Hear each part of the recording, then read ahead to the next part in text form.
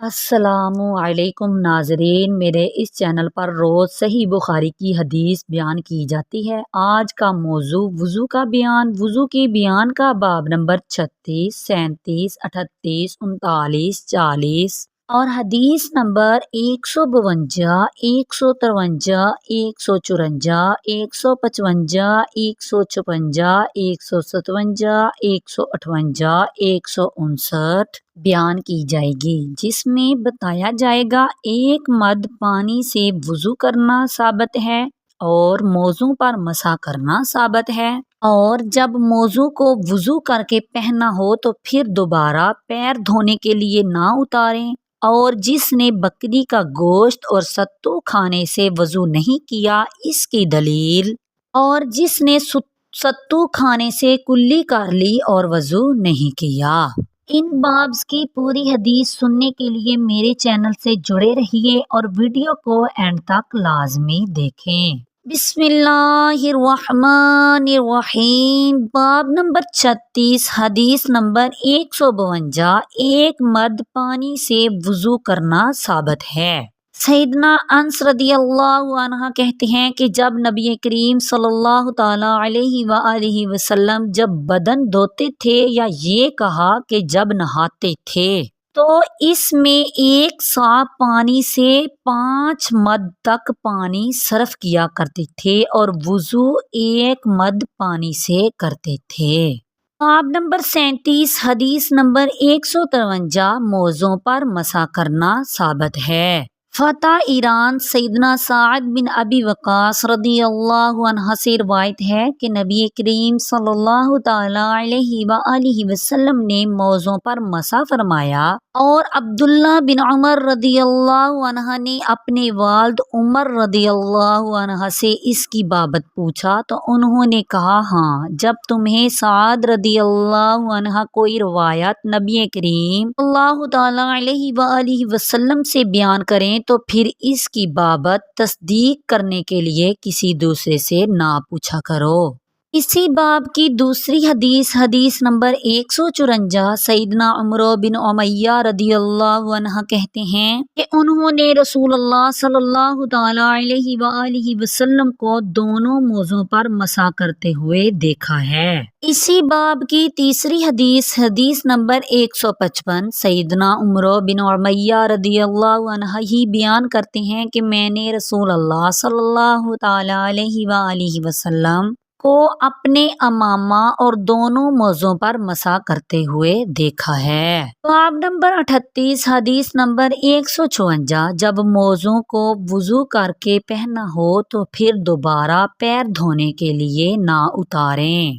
سیدنا مغیرہ رضی اللہ عنہ کہتے ہیں کہ میں ایک سفر میں نبی کریم صلی اللہ تعالی علیہ وآلہ وسلم کے ہمراہ تھا، تو میں نے وضو کے وقت چاہا کہ آپ صلی اللہ تعالی علیہ وآلہ وسلم کے دونوں موضوع کو اتار ڈالوں، تو آپ صلی اللہ تعالی علیہ وآلہ وسلم نے فرمایا، ان کو رہنے دو، میں نے ان کو پیروں کی طہارت کی حالت میں پہنا تھا۔ پھر آپ صلی اللہ تعالی علیہ وآلہ وسلم نے ان پر مسح کیا۔ باب نمبر 39، حدیث نمبر 157، جس نے بکری کا گوشت اور ستو کھانے سے وضو نہیں کیا اس کی دلیل۔ سیدنا عمرو بن امیہ رضی اللہ عنہ سے روایت ہے کہ رسول اللہ صلی اللہ تعالی علیہ وآلہ وسلم نے بکری کا ایک شانہ کھایا، پھر آپ صلی اللہ تعالی علیہ وآلہ وسلم کو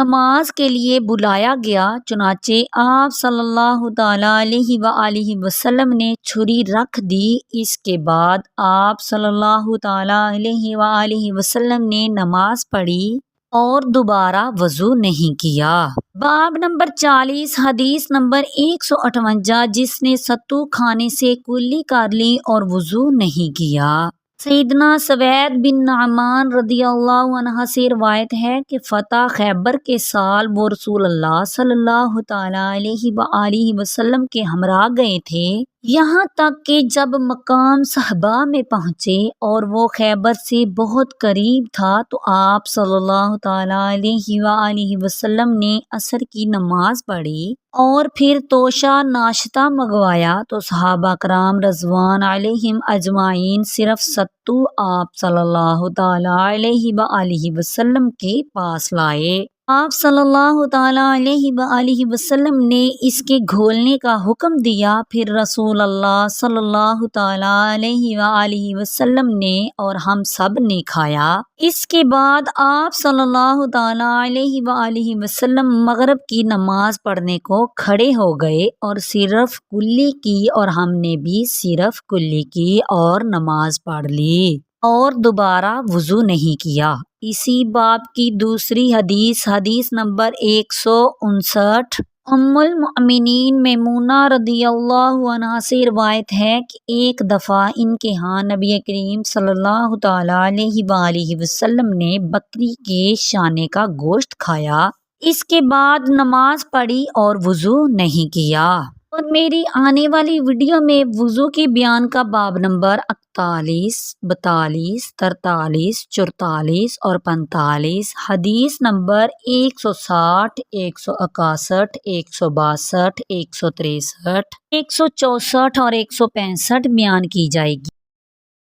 جس میں بتایا جائے گا کیا یہ ضروری ہے کہ دودھ پینے کے بعد بھی کلی کی جائے اور سو جانے سے وضو کرنا ضروری ہے، اور کوئی ایسا بھی ہے جو 1-2 مرتبہ اونگ جانے سے یا جونکا آ جانے سر کے ہل جانے سے وضو کو فرض نہیں سمجھتا،